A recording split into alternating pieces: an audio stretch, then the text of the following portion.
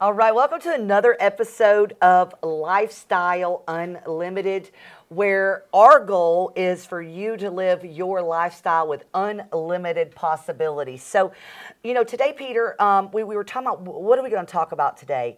And I'm really passionate about this because I really feel like there's like a few things in life you can change. And you can actually change them quick like that.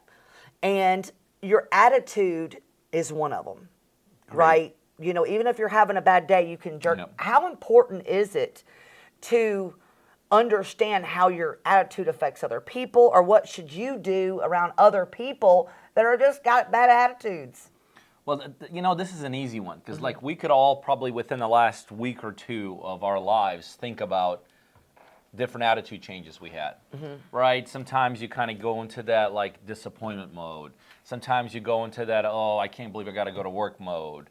But sometimes you go into, wow, my kid just scored a goal mode, or, it's Friday night mode, we're going out mode. And I could tell you, I think everything rolls downhill, and the top of the hill is that attitude. I could tell you just from kind of how I do things. If I wish I could sit here, by the way, Julie, and tell people, well, and I do agree that you could change it, but I wish I could sit here and tell you I have this perfect attitude 24/7. I don't. Nobody does. Nobody does. But I could also tell you when I go into something with a bad attitude or not, or like a subpar attitude, pretty much everything starts there, and my experience will not be as good. How I do things will not be as good. Pretty much all the way, it's like how you bring down your level of expectations, your level of performance. So I think attitude is where everything starts. Yeah.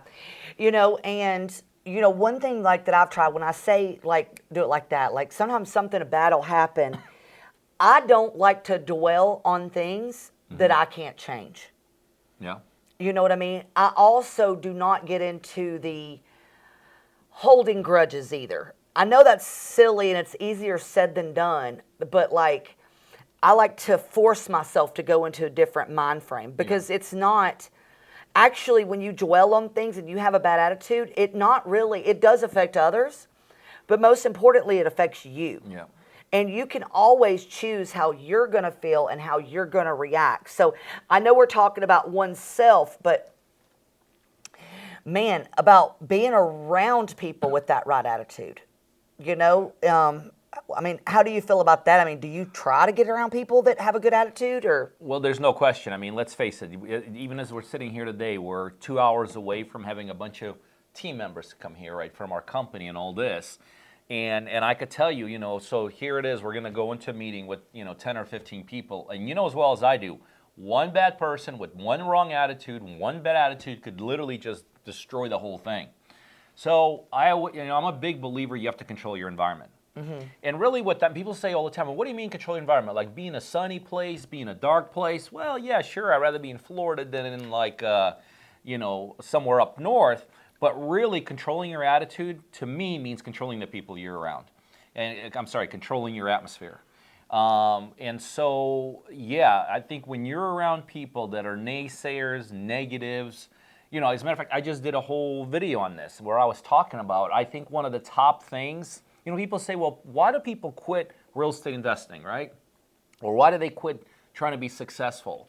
And there's always a number of answers, but I think one of the top ones is the people around them. People around them, they have bad attitude. And you and I both know bad attitude doesn't just mean bad attitude. Bad attitude means you're negative, you're always putting problems in front of the solutions. You know what I mean? You don't believe in things. So bad attitude is like all encompassing. But yeah, being around the right people with the right attitude. I'm sure you've been around people in exact same circumstances, but at one time you were with somebody with the right attitude, and sometimes you're with somebody in the bad attitude, right? Yeah, I was just talking about this on a radio show the other day, like especially, and then I'm just going to speak to like the side of women, right? Let's take business and all of that to the side. I've had to learn to be picky who my friends are. Yep. What I mean is I don't want to get rid of my friends that I've always had, right? Right. But when I've got something good going on in my life, like there's only certain people that I call because I don't want to lose, I guess, the wind in my sails, right? So when I say something good, like something good happens to me, like you're one of the people that I call and be like, guess what? Right. Do you know what I mean? Because I know you're going to say something positive, probably vice versa. Also, when something's wrong, Yep. No question. I call, I might call somebody like you and you're going to be like, hey, don't worry about it. You'll figure it out. What a lot of people do is when they have like a friend or somebody in their life, they don't think about this, but when you've got something bad going on, it's not that you want somebody on the other end to be just super positive, right? But what you don't want to do is you do not want someone that is going to sink the ship with you. Like I don't want to call somebody and say, man, I can't figure this out. I don't know what I'm going to do. And their words are, I don't either. I don't either. You don't want somebody that's going to be like, yeah, I don't know what you're going to do. You're screwed. Yeah. I mean, how do you feel? I mean, you got to have people like that too. We're using the word attitude, or we kind of started using the attitude. But like I said, attitude is an all-encompassing word. And the other thing I put along with it, and it's the same example you're just using with calling the wrong person, it's negative people. And one thing I know, I mean, it's nice to say that yes, we can get rid of everyone negative, but sometimes we can't. Like I remember, or you don't want to. I mean, you just, it's like you love them already. Sometimes, yeah, you're right. Sometimes it's the closest people in your lives. But the other thing about negative people and why you have to just ultimately learn to control the situation, sometimes they just appear in your life. Like, the example I always used 20-some years ago when I got started in real estate, right? There were some negative people that came in my life. I didn't know they were going to be negative. They just happened to come into my life. You hear me talk about this realtor I met back then, right?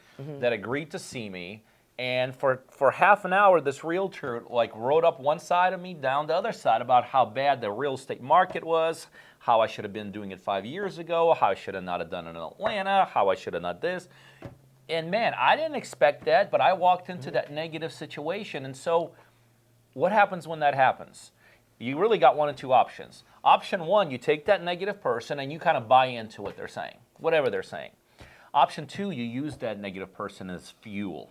And this is the other thing. I think the ultimate protection from negative people is you're right, because sometimes you can't get rid of them. I mean, if your dad or your mom or your kid or your best friend is negative, it's hard to get rid of those people. So if you can't get rid of them, you have to learn how to channel the energy correctly.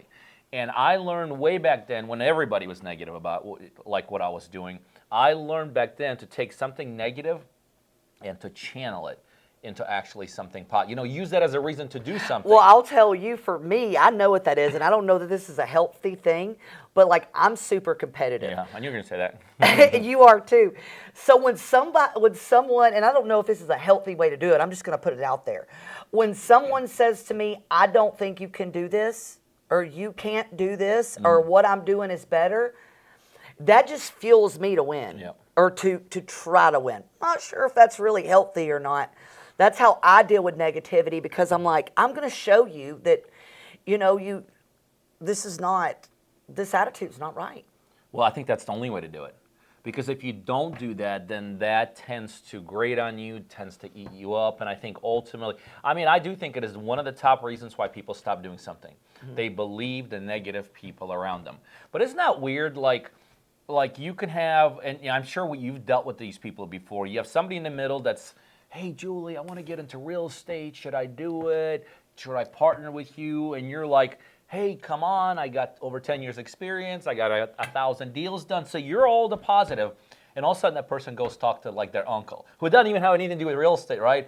Oh, they can't do it, you shouldn't do it. But isn't that amazing how much more powerful some people take the negative people in their lives than they take the positive people in their lives? Well, absolutely. I call it like the pity party syndrome, right? Is people will have a negative thing to say and they want you to join into their pity party. Yeah. Right? So it's either, do I join in with a pity party or I stay away from it? I feel like I've actually even lost friends in my life because people may not want to tell me things because I don't have pity parties. Right.